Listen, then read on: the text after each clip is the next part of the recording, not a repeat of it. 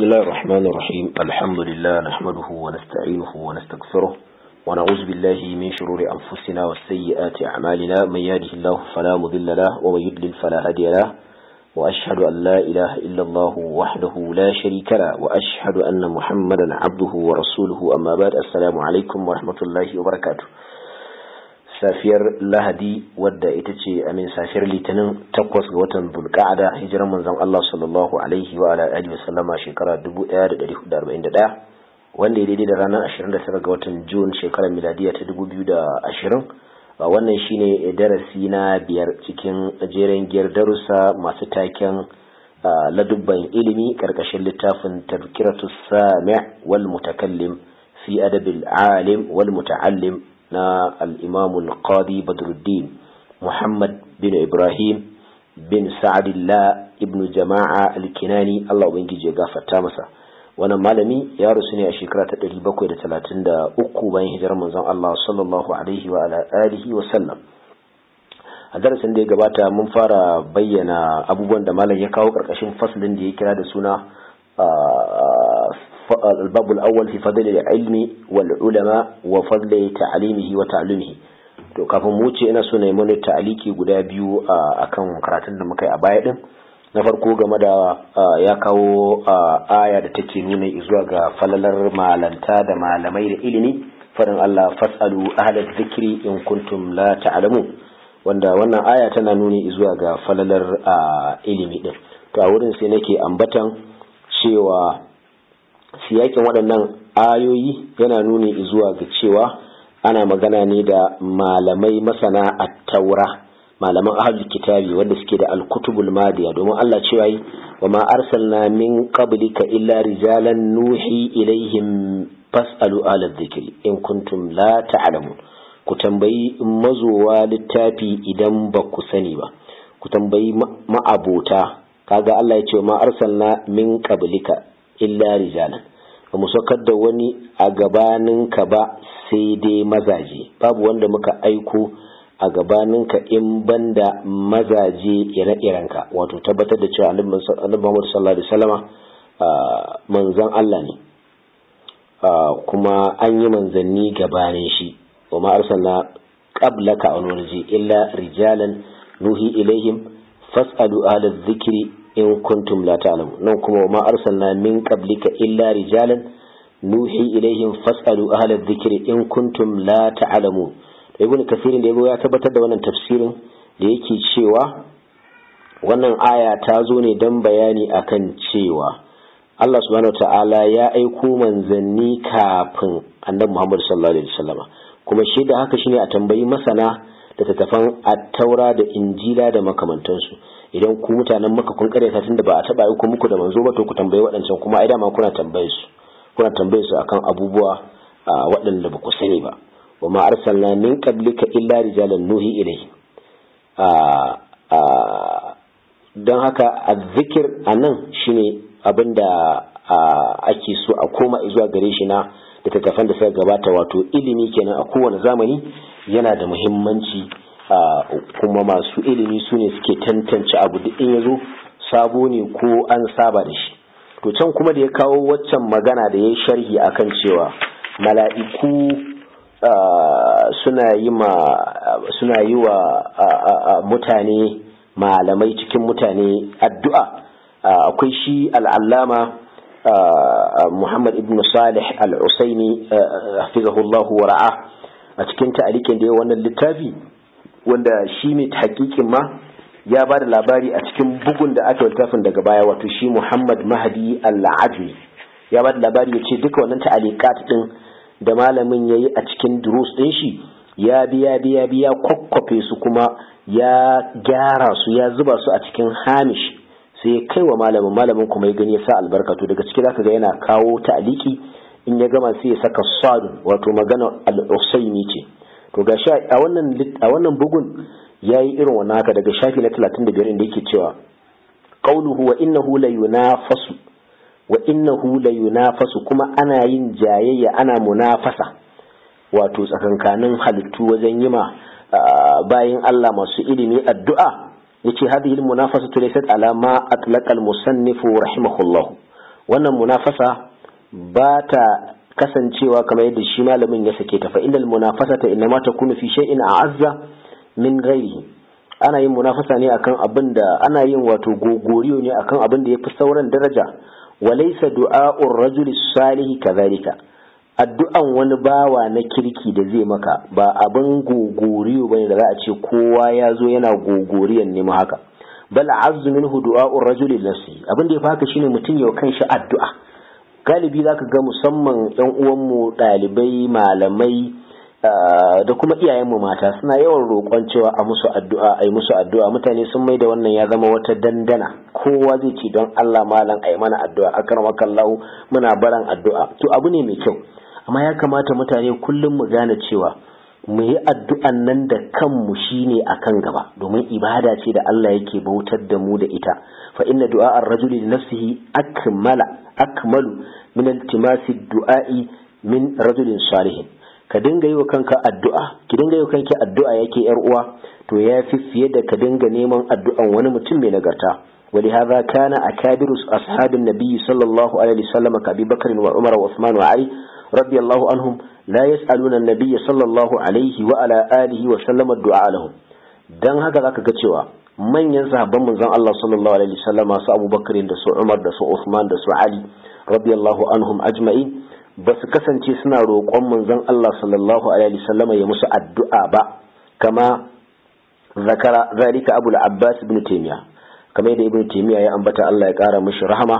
fil qa'idatil jalila, a cikin tafin shi qa'idatun jalila fi tawassuli wal wasila. fal halul kummali hiya an yad'u al insanu nafsi, hali na kamala shine mutun yawa kanshi addu'a. wa ala hadha jara amalu salafi as-salih rahimahumullah, haka kuma wannan ya gudana a bisa aikin magabata. dan haka tsokacin shine mu saba da yi wa kanmu addu'a da nacewa da ci gaba da yi, babu tsayawa babu kakkautawa, laila naharin. wannan shine ibada fiye da kace wani ya maka addu'a, duk da ya halasta din fa, amma kar kai kullun ka ce amma addu'a kuma ka kuma ka shantake. wasu ma sun mai da abin sana'a, akwai masu sana'an addu'a wanda suke an san kuɗi suna yin sauka, suna karanta hurdoji, ko a ce an bashi za a yi mishi la haula kafa 1000 ko salati kafa 1300 ko za a yi istighfari kafa 30,000. duk wannan ba salo ne na ainihin wato hanyar magabata ba wajen roƙon Allah, ba salo bane. kuma ko da fa an ga buƙatar tabiya, wannan bai nufin waya da ce ta karbo. hala dai akwai wani ibtila'i ko wata kaddara ta riga shi, Allah shi kyauta. to zamu tashi inda ma da yake cewa wa anhu ma ubidallahu bi shay'in afdala min fiqhin fi dinin wala faqihun wahidun ashaddu ala ash-shaytan min alf abid. yace wa anhu, daga dai shi manzon Allah sallallahu alaihi wasallama, kamar yadda al-Imam ad-Darimi ya fitar, al-Imam ad-Darqutni Abu al-Qasim ad-Darqutni ya fitar a cikin sunan dinsa, Abu al-Hasan ad-Darqutni da kuma Abu al-Qasim at-Tabarani a cikin al-Mu'jam al-Awsat da wasunsu daga sahabi Abu Hurairah Allah ya kara masa yadda zuwa ga manzon Allah sallallahu alaihi wasallam. al-Imam al-Haythami a cikin Majmu' Zawaid ya ce a cikin wannan isnadi akwai Yazid bin Iyad wanda kazzabun ne, malama hadisi sun karyata shi. al-Imam Abubakar al-Baihaqi a cikin Shu'abul Iman shi ma cikin mujalladi na 3 ya ruwaito hasiki wal mahfuz hadha min qawli zuhri, wannan zance da aka sani shine maganar zuhri ce, ba maganar manzon Allah bace sallallahu alaihi wasallam. abinda magana ke cewa shine babu wani abu da za a bauta wa Allah fiye da fahimtar addini, babu wata ibada da ta kai fahimtar addini. kuma malami masanin addini kwaya daya ya fi tsanani, ya fi ba shedan wahala fiye da masu bauta Allah guda dubu. zaka ga wannan labari, wannan kisa ta shahara sosai a bakin mutane, musamman masu wa'azin turmi. zaka ga suna ƙara mata ruwa, suna ƙara mata gishiri, amma dai bata inganta daga manzon Allah sallallahu ta'ala alaihi wa ala alihi wa sallama ba. wa anhu, har ila yau dai daga shi annabi sallallahu alaihi wa sallama, yahmilu hadha al-ilma min kulli khalafin uduluhu yanfuna anhu tahrif al-ghalina wa intihal al-mubtilina. daga manzon Allah sallallahu alaihi wa sallama yake cewa yahmilu hadha al-ilma min kulli khalafin, wanda za su ɗauki wannan ilimi min kulli khalafin daga kowace al'umma, ko daga kowane ji na al'umma, uduluhu sune mutanen kirkin cikin wannan zamani. wato kowane zamani idan ya zo mutanen kirkin su ne za su zama suna rike da shi wannan ilimi din na alqur'ani da sunna ta manzon Allah sallallahu alaihi wa ala alihi wa sallama. A hannunsu za a ji, a hannunsu za a gani. Wannan hadisi ya zo duk da yake ya shahara shi ma, amma dai akwai maganganu da yawa da aka yi a kansa. Babbar hanyarsa da aka samu mafi inganci shine daga ainihin wato cewa mursali ne shi ma na abin nan Ibrahim ibn Abdurrahman al-Uzri shine ya ainihin kawo shi da isnadi wanda yake mursali. Ibn Abi Hatim a cikin Al-Jarh wa Ta'dil, Ibn Adi a cikin Kamil, Bayhaqi a cikin Asnan al-Kabir mujalladi na 10. Al-Imam Ahmad ya sahaha cewa hadisin mawqufi ne, ya kamar da Khallal ya nakalto daga gare shi a cikin littafin Sharafu Ashabil Hadith na al-Imam al-Hafiz Abu Bakr al-Khatib al-Baghdadi. Haka al-Iraqi a cikin At-Taqyid wal-Ibah ya bayyana cewa an rawaito hadisin nan ta hanyoyi da dama daga sahabbai daban-daban, Aliyu da Ibn Umar da Abu Huraira da Abdullah dan Amr dan As da Jabir dan Samura. Yace kulluha da'ifatun la yathbutu minha shay'un. Yace dukkanin su masu rauni ne, babu abin da ya inganta, walaysa fiha shay'un yuqawwi al-mursal al-madhkur, babu wani abu a ciki da zai kara ma wancan mursalin karfi. Haka magana ce wacce take ma'anarta tabbatacciya ce, amma isnadinta ba shi da inganci duk da shahararsa. Wannan abin da malam ya ta yi a nan na kawo hadisai waɗanda suke ba su inganta ba, malamai suna ganin abin aibantawa ne fil jumla idan mutum ya kasance a littafinsa ya ta kawo hadisai masu rauni, ba ko dai ba tare da bayani ba, ko kuma wato ba tare da ya kawo hadisai ingantattu waɗanda su ne asali ba.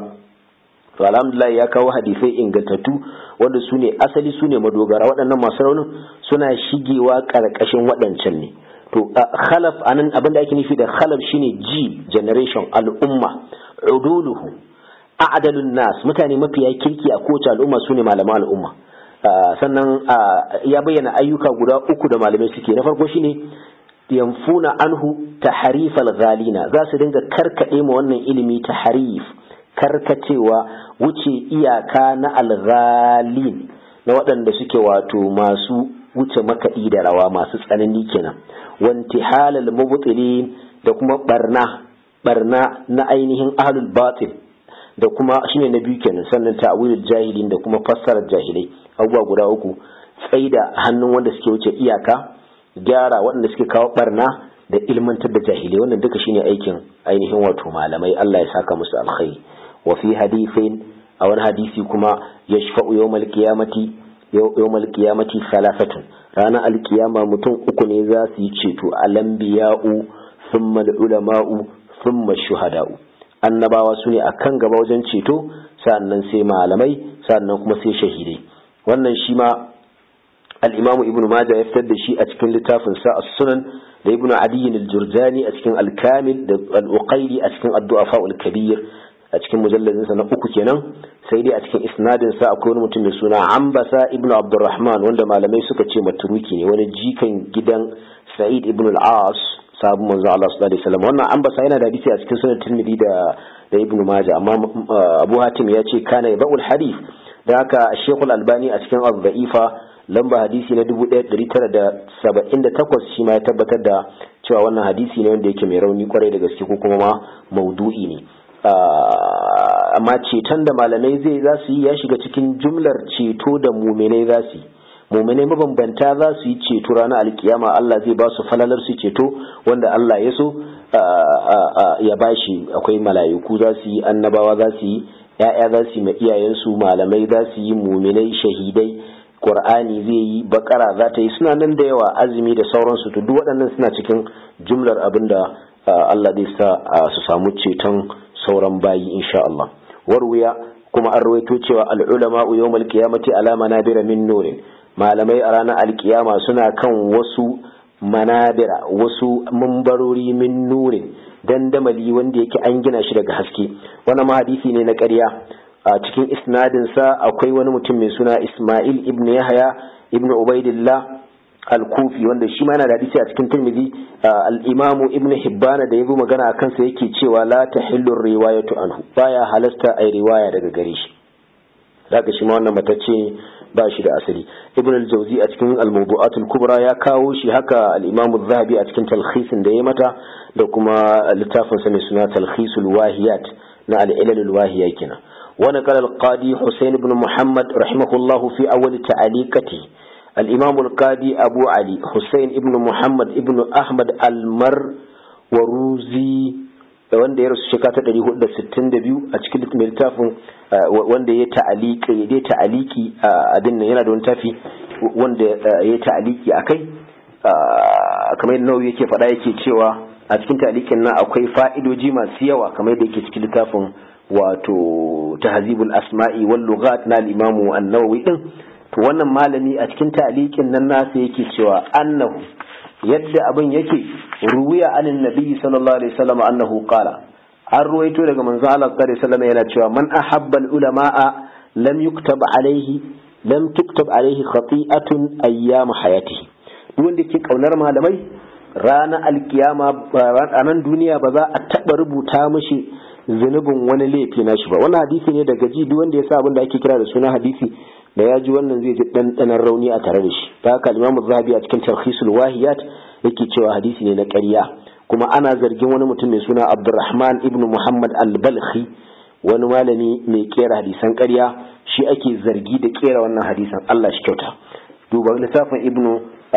littafin Tanzihu Shari'atul Marfu'a anil akhbari ash-shani'atul mawdu'a ya tattauna akan wannan warwiya kala sannan sai ce warwiya anhu an ruwaito daga rishi sallallahu alaihi wasallam annahu kala cewa annabi ya ce man akrama aliman wanda ya girmama wani malami fa ka annama akrama 70 nabiyyan dai yake da a ce ya girmama manzanni guda 70 wa man akrama muta'alliman wanda ya girmama dalibi fa ka annama akrama 70 shahidan kamar ya girmama shahidai guda 70 wannan ma bangare ne na wancan hadisin da ya gabata dukkan nishi mai rauni ne wakala kuma annabi sallallahu alaihi wasallam yake cewa man salla khalfa alimin wanda ya salla a bayan malami fa ka annama salla khalfa nabiyyin kamar yayi salla a bayan annabi wa man salla khalfa nabiyyin faqad ghufira lahu wanda ya salla a bayan annabi shi ma an gafarta mishi wannan ma bai da asali karanta littafin al-fawaid al-majmu'a fil ahadith al-mawdu'a na Shawkani da asisul da'ifa a lamba hadisi na 573 sai malam yace wa naqala sharam sahi al-maliki wani malami sa Abdullahi ibn Abdurrahman ibn ash-sharam sahi ba maliki ne sharamsa wani gari ne a kasar Misra kamar yadda Yaquti yake fada al-Hamawi kenan wannan malami ya da tarjuma a cikin littafin ad-Dibajul Mudhahhab fi ma'rifati a'yan al-madhhab na ibn Farhun rahimahullah shi wannan malami ya rasu shekara ta 660 daidai shi wannan ash-sharam sahi din fi awwal kitabihi a littafin sa farko littafin sa mai suna nazamud durar fi ikhtisar al-mudawwana littafin ne da shi dan takaita littafin mudawwana yace a ciki anin nabi sallallahu alaihi wasallam annahu qala ce annabi ya ce man azzama al-alima fa inna ma yu'azzimu Allah ta'ala wanda ya girmama malami to Allah yake girmamawa wa man tahawana bil alimi fa inna ma zalika istighfafun billahi ta'ala wa bi rasulihi wanda ya wulakanta malami to kamar yana wulakanta Allah ne da manzon Allah sallallahu alaihi wasallam wannan ma hadisi babu shi a cikin littafin musulunci masu kawo hadisi na kwarai sai dai an lissafa shi a cikin hadisan ƙarya kamar yadda yake cikin kashful khafa na al-ijluni waɗannan duka hadisai da ya kawo mafi yawan su ba su inganta ba kamar yadda muka ji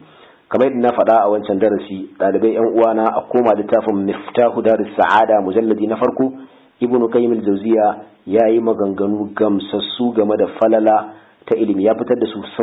ya fita fuska 150 da wani abu inda ya fitar da falalar ilimi da haka a koma can وقال علي رضي الله عنه سيدنا علي الله يقارى masa yadda yana cewa kafa bil ilmi sharafan an yadda'ihu man la yuhsinuhu ya ishe ilimi falala a ce wanda bai iya ba ma yana da awar ilimi wa yafraha idza nusiba ilayhi kuma yana farin cikin aka ce mishi alga ta mala sai ya ji dadi ko da shi ba malami bane in an ce ya sunan ka ce sunana malam ka biyu saboda kowa yana so a ce mishi shi malami in ka kira sunan shi baka ce mishi malam ba sai yanzu ko dan malam din mata ba washi ba za a ce ba, wato kowa yana so a danganta shi ga ilimi ko da yaya ne. wakafa bil jahli dhamman an yatabarra'a minhu man huwa fi, sannan ya ishi zalunci, ya ishi kuma jahilci matsala a ce hatta jahilai ba su so a ce musu jahilai, wato kalmar jahili zagi ce ko da ga jahilin aka faɗe ta. yayin da misali kuma aka ce mutum talaka bai da kuɗi bai jin haushi an ce mai talaka ba zai ji haushi ba, amma ana ce mai jahili ce ka jahili bai ce ni zai ce wa jahili, kuma kula da gaske jahilin ne. kaga fitiran mutane ta ginu akan ƙaunar ilimi da kiyayya da jahilci. fitiran mutane ta ginu akan shi sa mutane kullum suke da wani curiosity na son sanin sabon abu, ta tsallu ila al-ma'arifa. dan adam duka yana da wannan tun daga jinjiri har tsoho, yana da tadallu ila al-ma'rifa wa dhamm al-jahl. Allah ya halicci an adam a haka. Al-Imam an-Nawawi ya ambaci wannan magana a cikin muqaddimar Majmu' Sharh al-Muhazzab, duk da ita ma ba ta da isnadi zuwa ga Sayyidina Ali radiyallahu ta'ala anhu. Wa qala ba'du as-salafi, malan yace wani sashi na cikin magabata suna cewa, wannan sashin cikin magabata din kamar yadda aka bayyana wani mutum ne mai suna Abul Hasan ibn Khanjak a littafin shi, littafin al-Imamu al-Khatib al-Baghdadi Kitabu Zuhud ya kawo wannan magana cewa khairul mawahib al-aql wa sharrul masa'ib al-jahl. Khairul mawahib, mafi falalan darajoji da Allah zai ba mutum a cikin dukkan daraja da Allah yake bayarwa, ma'ana ko a ce ƙarfi ko mulki ko kyan halitta ko iya magana ko farin jini, duk wani daraja da ake bara a duniya din nan babu abin da ya kai hankali. Wa sharrul masa'ib, mafi sharrin masibu da Allah zai jarabci mutum da ita aljahalu, shine jahilci, ma'ana da cuta da talauci da ninkufarci da bakin rai da bakin jini da rashin arziki, duk wata musiba da ake iya jarabtan bil adama da ita a duniyan nan, da gobara da sata da kidnapping, to bai kai a ce an jarabci mutum da musiba ta jahilci ba. Allah ka tsare mu. wa qala abu muslim al-khawlani, abu muslim yake cewa al-ulama'u fil ardi mithlu an-nujumi fis sama', malamai a duniya sun yi kama da taurari a sama. idza badatin lin-nas ihtadu biha, idan taurari suka fito sai mutane su shiryatu da su, to haka mutane haka malamai ma. wa idza khafiyat alaihim tahayyaru, idan kuma taurari suka bace musu, haka idan malamai suka bace musu sai su shiga cikin dimuwa. Malam Usaini ya tsara waccan magana khairul mawahibil aqlu a cikin waka da yake cewa khairul mawahibil aqlu wa ma musibatun a'zamu min jahlin ghama, yace mafi alherin darajoji shine hankali, wa ma musibatun a'zamu min jahlin ghama, babu musibar ta kai jahilci idan ya daskake mutum. wannan magana ta Abu Muslim al-Khawlani, Ibn al-Qayyim da Ibn Rajab bayan shi Allah gafarta musu sun yi kokarin fitar da menene wajihin kwatanci tsakanin taurari da mutane ta fuska uku. Na farko, taurari sune zinatus sama, kamar da Qur'ani ya ambata, sune kwalliyar sama, to haka su kuma mutane malamai sune zinatul ard, sune kwalliya ga ƙasa. duk daren da yake da taurari zaka ga yayi kyau, yayi haske, yayi ban sha'awa. to haka ma kuma gari ko zamani ko wurin da ke da malamai sai kaga shi ma yayi kyau, yayi haske, yayi ban sha'awa. fuska ta biyu shine mutane suna shiryatuwa da taurari, wa alamatu bin najmi hum yahtadun, kamar da Qur'ani ya bayyana can wala gaza yana sama duniya bi masabiha, shine wancan na farko. to nan kuma obin najmi hum yahtadun, mutane suna shiryatuwa su gane hanya da taurari, ta kuma suke shiryatuwa su gane gaskiya da malamai. wannan shine fuska ta biyu ta kwatancin. fuska ta uku shine abin nan rujuman lishayatin, Allah yana amfani da taurari ya jefi shedanu, ya hana su satar ji, to haka Allah yake amfani da malamai ya jefi shedanun mutane su hana su kawo barna. wannan na uku shine ma suka ce shine alfanu mafi girma da malamai suke, wanda in babu su za a halaka, shedanu za su samu free field wanda za su yi dabdala su iya sarransu. wa qala abul aswad ad-du'ali sahibin sayyidina ali, Allah ya gafarta mishi, Allah ya kara sayyidina radda, yace laysa shay'un a'azza min al-ilmi, babu abin da ya kai darajar ilimi. wal muluku hukamun 'ala an-nas, su malamai suna zama sarakuna suna zama hukamun, masu hukunci 'ala an-nas. wal ulama su kuma malamai hukamun alal muluki su kuma malamai su ne masu hukunci akan mutane. To nan hukunci na tasarrufi na hakika yana hannun sarakuna, ko kuma wato akwai tasarrufun haqiqi wannan shi yake kuma zuwa ga sarakuna, ko kuma tasarrufu isharatin wa ra'ayin shi kuma wannan shike kuma hannun malamai. Malamai suna da hukunci na bada shawara da faɗan ra'ayinsu da faɗan karatunsu, su kuma sarakuna da suna da shugabanci na gudanarwa. Abinda mutane suke tsammani a yanzu na cewa suna neman dole malamai sai sun ɗauke kamar su ne shugabanni, su ɗauki alhakin yi wa mutane shugabanci, wannan ya saba wa abin da aka sani a cikin tafarkin magabata. A yi ta damun malamai ana fitina su akan cewa ko da ya ce su fito su yi magana, ko su fito su ba da oda a yi kaza, ko su fito su shiga siyasa. Duk wannan ya saba abin da tafarkin magabata yake. Ku ji abin da ce jama'a, ya saba abin tafarkin magabata yake. Amma za ga mutane suna yayin wannan tafarkin cewa dole malamai su shiga su yi uwa su yi makarɗiya su yi gogoyo ko su da masu mulki. Wannan ba daidai bane. Haka abinda Allah ya ba malamai shine wato wannan tasarruf na ishara na shawara da ra'ayi. Su kuma sarakuna Allah ya ba su tasarrufi na mulki kamar yadda yake Allah ya raba bai wasa gadde su. Wa qala wahab, idan aka ce wahab inda itlaq a cikin magabata ana nufin wahab ibn munabbih as-sanani, wani tabi'i din nan daga cikin masu zurfin ilimi tun yana addinin kiristanci haibai musulunta, da aka ya san ilimi, ya san isra'iliyat. A sahabbai ma akwai ɗalibansa, ya rasu shekara ta 110 kamar yadda tarjuma suke cikin Sirru Alamin Nubala a cikin mujalladi na 4. To Wahab yana cewa yatasha'abu min al-ilmi ash-sharaf, yace a daga cikin ilimi ake samun ash-sharaf daukaka, wa in kana sahibuhu daniyan, ko da asalin mutumin da ke da ilimin da ba shi da wata daraja. Wal izzu, ana samun kuma al-izza, wa in kana mahinan, ko da mutum yana da wato bai da daraja. Wal qurbu, yana samun kusanci da manya ya zama babba, wa in kana qasiyan, ko da manisanci ne. Wal gina, ilimi yana kawo wadata, wa in kana faqiran, ko da mabocin shi talaka ne. Wal mahaba, yana kawo kwarjini, wa in kana wadi'an, ko da ya kasance wanda ba kowa ba. Waɗannan suna daga cikin by products, wato riba kafa da ake samu a ilimi. Amma idan ya zama dan waɗannan mutum ya ilimi, fa bi isa matsalaba, to Allah wadarai da neman ilimi da waɗannan. Kar ya zama su ne manufarka, neman daraja, neman ɗaukaka, neman kusanci, neman wadata, neman kwarjini, ko wani abu makamancin haka daga cikin abubuwan duniya. Kar ka sake ya zama dan su kake neman ilimin addini. Ka neman ilimin addini dan neman yarda Allah. Waɗannan ɗin suna iya samuwa a matsayin wato riba kafa ne. Riba kafa ne suke iya samuwa, amma ba yana nufin wai su ne abin nema ba. Wa an Mu'adh, daga Mu'adh radiyallahu anhu yace ta'allamul ilma fa inna ta'allumahu hasana. Haka aka buga shi anan da wannan